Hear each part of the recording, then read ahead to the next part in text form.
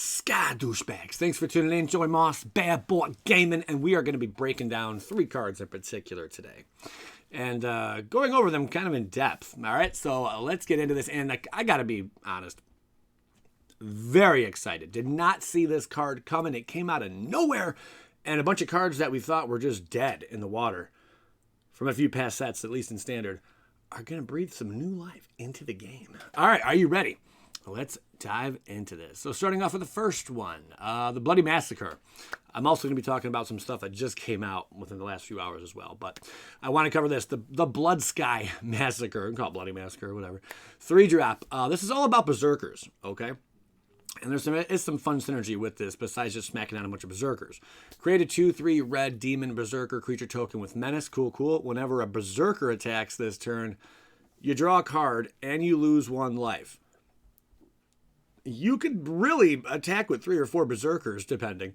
By the time that second saga resolves, you know, and that could be a lot of card draw and advantage for you. Just keep in mind your life is going to drain. And then also the third one is interesting, very interesting. Add a red mana for each Berserker you control until end of turn. You don't lose this mana as steps and phases end. So that could like roll over into your next turn and whatnot.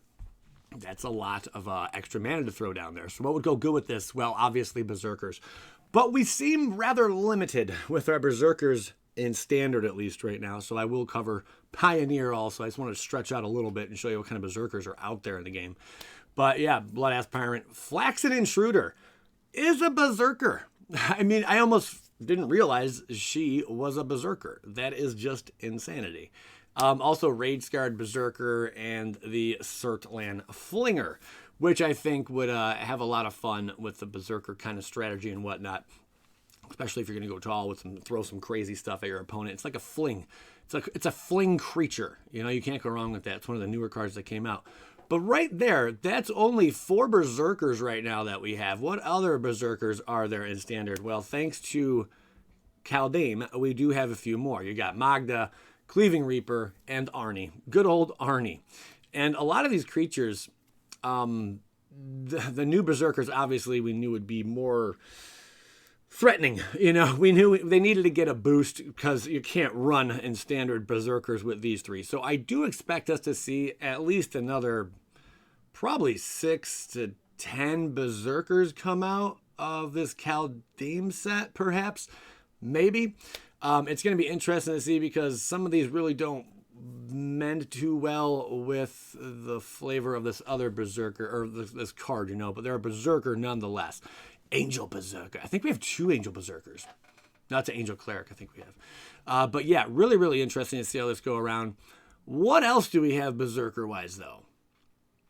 Just kidding. Leyline Tyrant would go great with this also.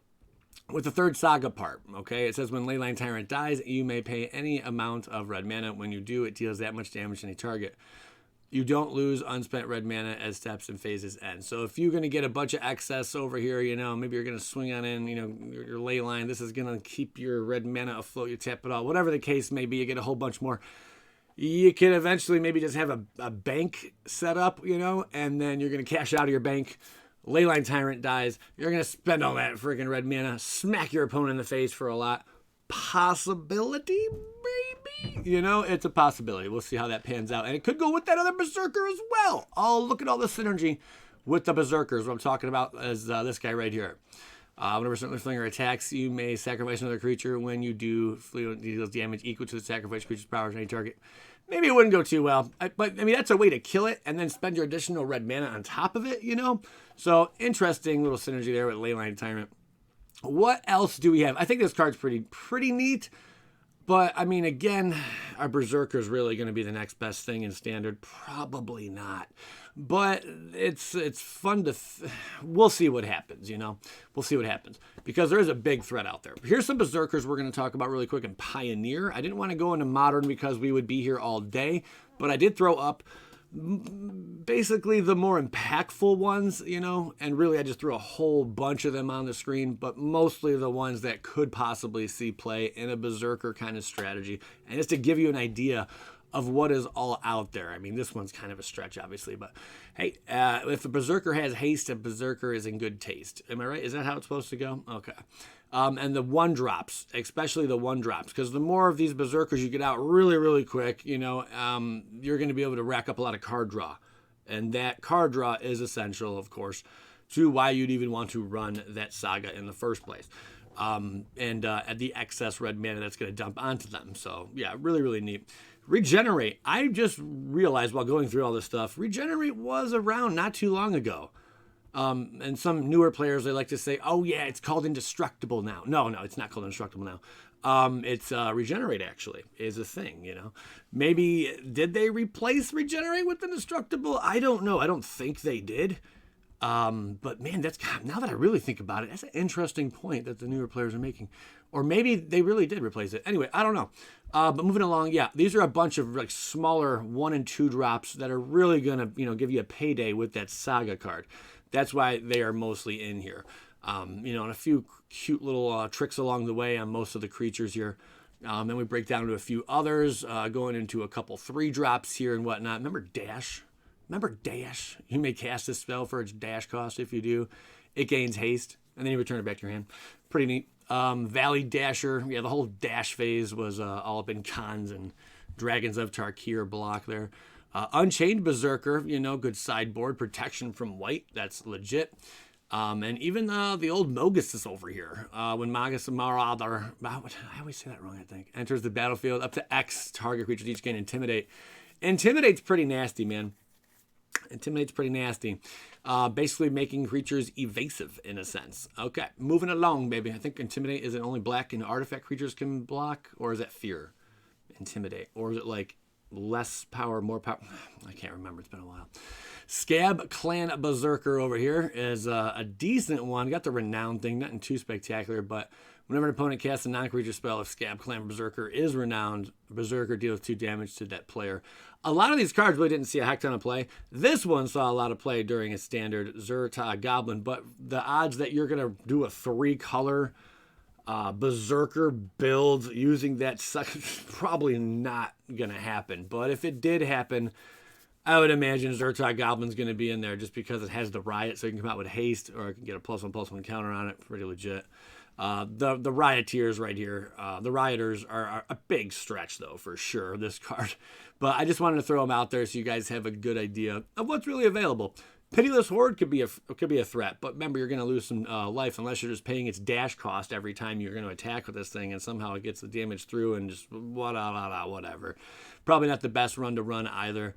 The Dragoon Ravenous Bloodseeker is not a bad one because you could discard and you're already drawing a bunch of cards. So, I mean, whoopity-doo. You just want to get a bunch of damage through. And, of course, anyone with haste on it is really, really cool. So, yeah, there's all the options for in Pioneer. Interesting stuff. Now we're going to move forward into Toski, Bearer of Secrets. This thing is nuts. Just taking a quick little look at it and thinking of all the craziness in Commander, and there is a lot of stuff you can do with this card in Commander. Yeah. Obviously, because it's an eternal format, and you basically have almost every single card at your disposal that was ever printed in Magic, is in Commander, with a few exceptions, for banned and whatnot. But just, wow, are the options insane there. Basically, you want to get creatures unblockable, or you want to get creatures that are evasive, or you want to get creatures that punish your opponent in some way, shape, or form with this card. The spell can't be countered. Thank you, man. I'm so happy they keep printing more crap that can't be countered. It's really giving a big middle finger to blue. That's all I'm saying. Hey, Joey Moss's least favorite, but hey, I'm not hating on blue. I'm just hating on blue. All right, but this thing's pretty cool. Got the Indestructible. It's a legend. It's a squirrel for crate. What? Okay. Bearer of Secrets attacks each turn, each combat if able. So you're going to have to continuously attack with this thing. Whatever. Whenever a creature you control deals combat damage to a player, draw a card. Whenever a creature you control deals combat damage to a player, draw a card. And this thing's indestructible, and it can't be countered. So the odds of this thing sticking in an average game, unless it starts consuming the meta and we start seeing a bunch of -1, -1, -2, -2, like target creature gets -2, -2, -4, -4 until end of turn. Unless we start seeing a lot of people playing those decks, which it's likely if we see more cards like this thing out there, because that's really one of the only things that kills an indestructible card other than exiling the spell, exiling the creature. That's like really about it for getting rid of indestructible. You either put this thing in exile, or you're forced to sacrifice it, or you put -2, minus counters on it, for the turn, or whatever you call it. Yeah, that's the best way to get rid of these things. Really, the only way. What can we do with that in standard, at least? And a few things that came to mind were the Caravaner. This card has not seen a lot of play, and I wanted to put a bunch of cards up here that have not seen a lot of play. It's a human shaman haste. For 1, another target creature with power 2 or less can't be blocked this turn. Not the best thing in the world, but notice you don't tap this guy down, or you don't tap her down. You just pay the 1. You can do that again and again and again with as many creatures as you want, as long as you have the mana to do it. And of course, their power is 2 or less. So even that 1 2-drop with haste, that gives you card advantage, puts a card into exile. I can't think of the name off the top of my head. That would be a great card, though, to combo with this. And then, you're basically playing your opponent's spells when you have the mana to do so. That's, I think, a pretty fun little synergy for sure. And then this would be your top end. The sweetheart we're talking about, Toski, Bearer of Secrets, doesn't identify, I know. And then Questing Beast, so stuff that's like evasive, An obvious thing I didn't even throw in here would be flyers. Yeah, flying. But right now, flying, I don't know, we're going to see exactly what flying does, but flying was a lot more impactful last standard, but probably near the end of rotation, which is still very far away. We'll start seeing more flyers that are going to have really nice payoffs and stuff, and they're cheap to get on the field. Right now, there's just not a whole lot of them, but it's still an idea, route to go. Again, anything that's tricky, that can get up in there and smack in damage. Like this thing can't be blocked, by creatures with power 2 or less. That's great.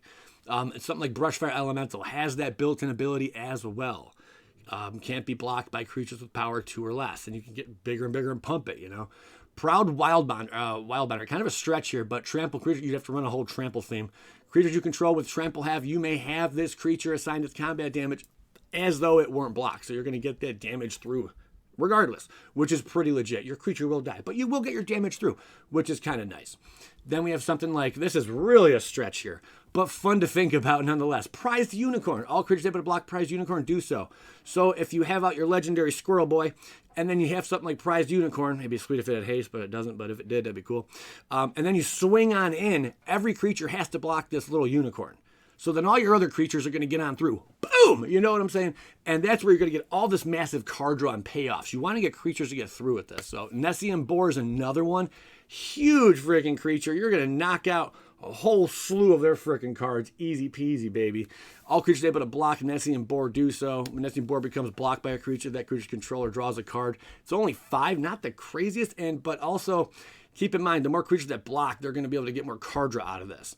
Becomes blocked by a creature, that creature controller draws a card. So yeah, there you go. And then you have Taunting Arbor Mage, which is a newer one.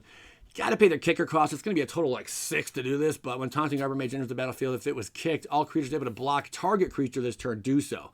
So if you can pay that 6, basically, it's almost like it's like got haste built into it, but it really doesn't, forget I just said that. But basically, when Taunting enters the battlefield, if it was kicked, all creatures able to block target creature too. So you throw it on to whatever the case may be, they all become a prized unicorn. Or that one card becomes a prized unicorn and it's swinging on in. Everything else gets through. All your opponent's creatures have to block the one card. So that's one way to go about it. How reliable that's going to be, I don't know, but it's a fun little thought to think about. And then we also have other stuff that's just like annoying to deal with. Moss Viper, Death Touch, Blightblade, Death Touch. And this is just really like, I didn't even venture out into white and blue, at all.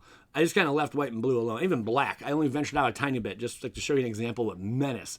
Something that can get the damage in or make things more, ridiculous. We'll see how many Menace creatures we actually get in this new set, which is really interesting. I'm pumped, man. And yeah, run your Moss Viper, because Moss Viper's sweet.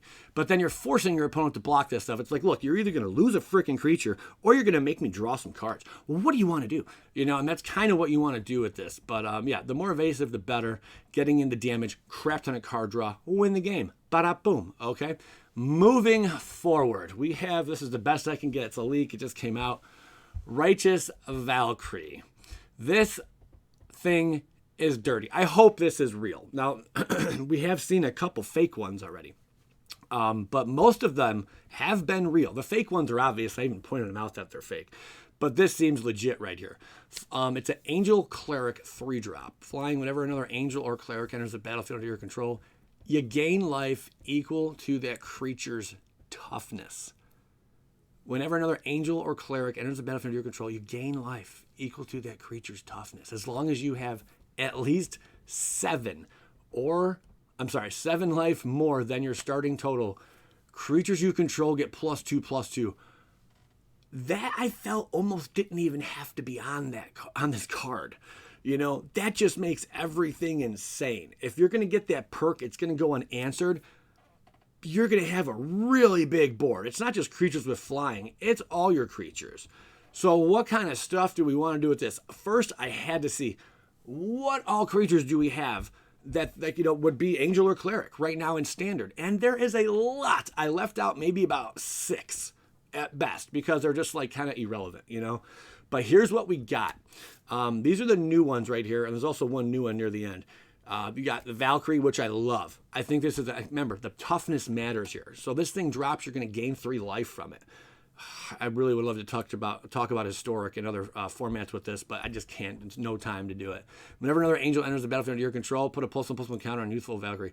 So yeah, Angels matter with this. That'd be cool to run that route. This is going to make your Angels cheaper. It's also a Cleric, and you're also going to gain 2 life when it hits the field. Like, this really cool. Rampage of the Valkyries. That's right, 5-drop. This thing I do like, but man, that 5 might be too steep. It might be like a 1 or a 2 of in a deck. When Valkyrie enters the battlefield, create a 4/4 white Angel token with flying and vigilance. Whenever an Angel you control dies, each other player sacrifices a creature. Of course, multiples of this would get out of control, especially if you're a little more heavy in the Angels than you are the Clerics. Really cool. And then you have Harbinger over here, the new Angel flying in lifelink at the beginning of each end step. At the beginning of each end step. I think that's what really makes this card a payday, you know. We did see there's another Angel out there. It's an Historic. It's a 3-drop. Love the Angel. It's a 3/3 flying, man. And you can also pump it, give it lifelink if you pay 6 mana.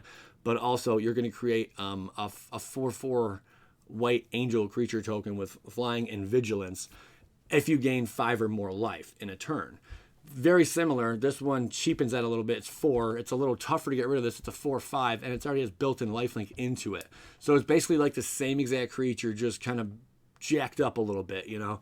And it's going to cost you a bit more to get out there.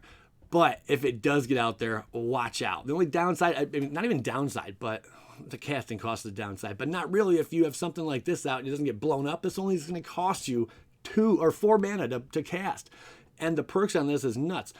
In this kind of deck, you're going to have to you're going to run some kind of protection, though. You got to be able to protect these huge, you know, powerful cards that are really going to set your deck off. Because if you lose your Angel, your 2/4 Angel that does all these amazing tricks, gives a +2/+2 to everything, gives you a bunch of life, it's really going to hurt you. But man, cards that I thought would really shine with this, Minjara the Diplomat, I think we're going to finally see some play with it, at least like a 2 of in this kind of synergy, you know, in builds if you're going the more Cleric route, especially something like Veto, Thorn of the Dusk Rose would be awesome. Just think about that. You got Veto out.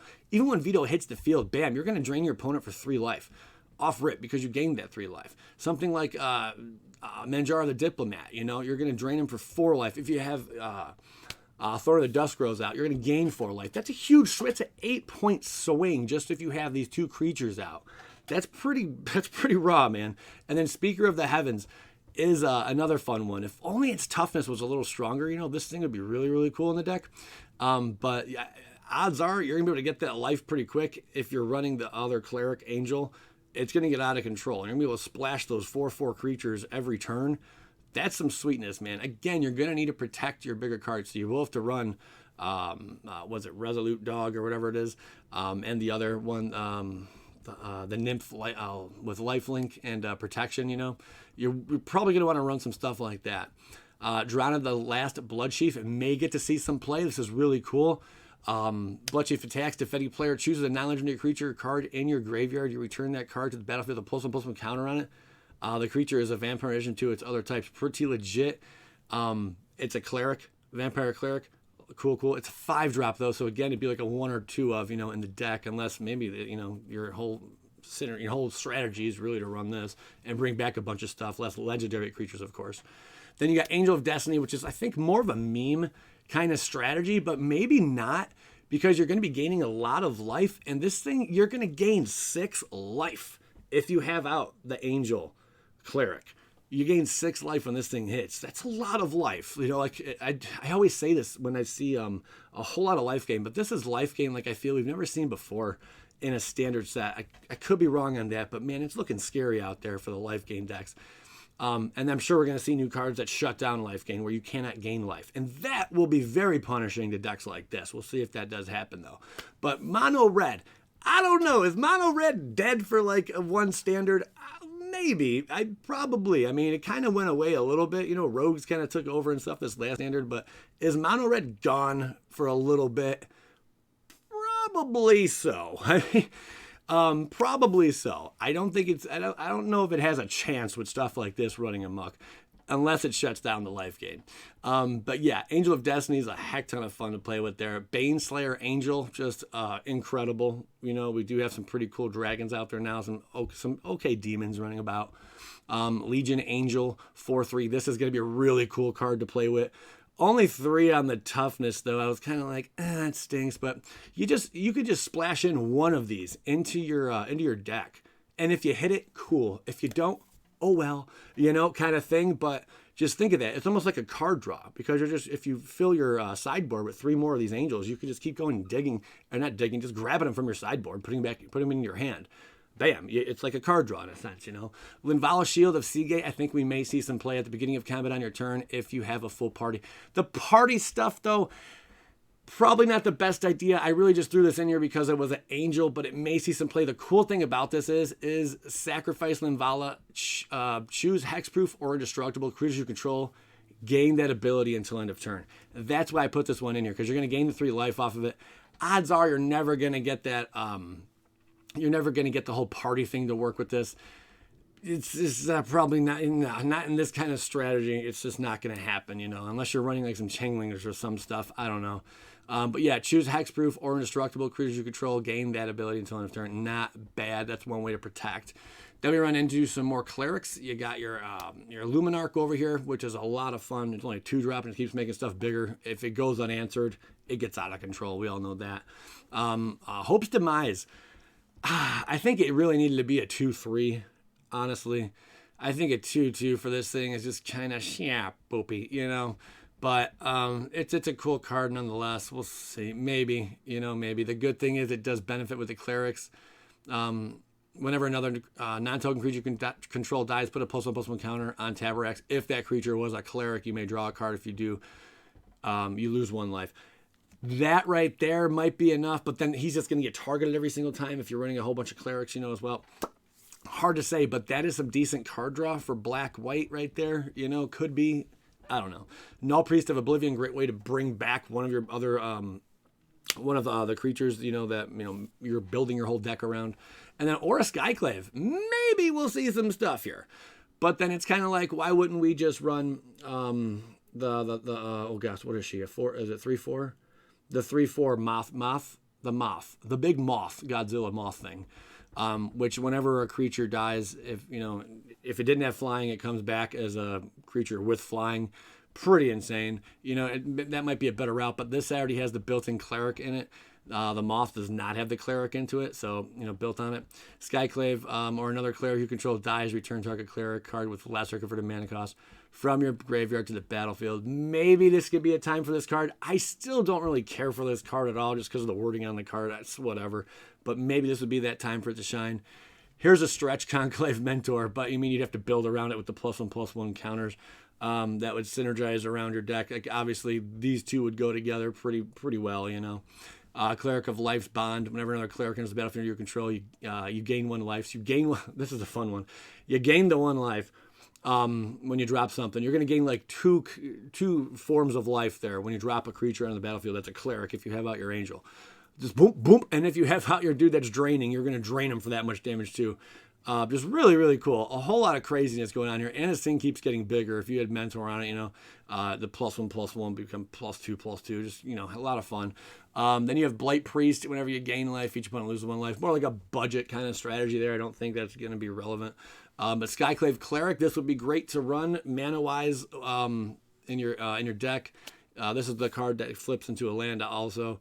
When Skyclave Cleric enters the battlefield, you gain 2 life. So you're going to gain 5 life when you cast this thing. That's a lot of life right there. Just off of that, if you have out your angel, bam, there's your 5 life. There's your trigger for your big angel. That's a 6-drop to get another angel out with 4/4 flying vigilance. You know, it's just kind of nutty right there. Woo! That was a blast, though. Hot diggity dogs. We got Keensight Mentor. Again, more budget-friendly stuff here. But here's also the Angel Berserker, which could kind of be relevant. Not even a budget-friendly. You know, it could do some stuff. When Renegade Reaper enters the battlefield, mill 4 cards. If at least 1 angel card is milled this way, you gain 4 life. Just another way to gain a bunch of life, man. So we got to look for more payoffs with life. You know, there is 1 card when you... oh, man.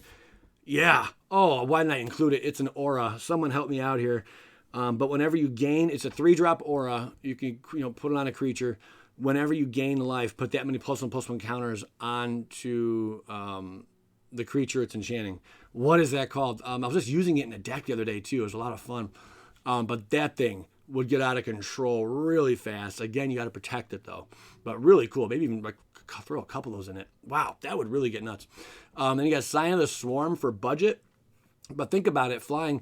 Whenever you gain life, put a +1/+1 counter on Sign of the Swarm. So if you have out your angel cleric, that's going to give you that 3 life. You know, you gain 3 life. The second thing hits the battlefield, you have a 4/4 flyer off rip just when it hits the field. So pretty cool. It's not the best thing in the world, but for budget, you know, builds, it's not bad. Keensight Mentor, interesting. When it enters the battlefield, put a vigilance counter on target non-human creature you control. So if that'd be like going on to your angel, okay? And then for dues, put a +1/+1 counter on each creature you control with vigilance. We'll see. Probably not though. I mean, it's a 3-drop, a 2-drop. Yeah, it would have been seen a lot of play. But remember that 4, you're going to gain 4 life off of this. So that would synergize well with that big angel. But again, we'll see. And then Yambi as Steam Speaker, I just kind of threw in here for the fun of it, but discard a legendary card, draw 2 cards. When Yambi as Steam Speaker enters the battlefield, you may return another target creature you control to its owner's hand. If you do, you gain life equal to that creature's converted mana cost. So maybe you're about to lose a creature, you just flash in Yambi here, bam, that creature goes right back to your hand, you're going to gain life, and then if you have out your angel, you know, thing again, when you play it, when you recast it, replay it, you're going to gain that life all back again. Kind of interesting synergy there with Yambi. We'll see how it plays out. Holy crap. That is it. Let me know what you guys think. Wow. That was a blast. I'm just so excited for this angel to see what all it can do. And yeah, some of the other cards like that green one, man, in Commander, it's just insane what you can do with that card. I was looking into it and holy crap. But we will see what all will come of these new cards. If you enjoyed this video, you know, leave a like, that kind of stuff. Subscribe. I'm Joey Moss with Bad Boy Gaming. I appreciate you guys tuning in today. Get out of here, man. Go skadoosh yourself. See ya.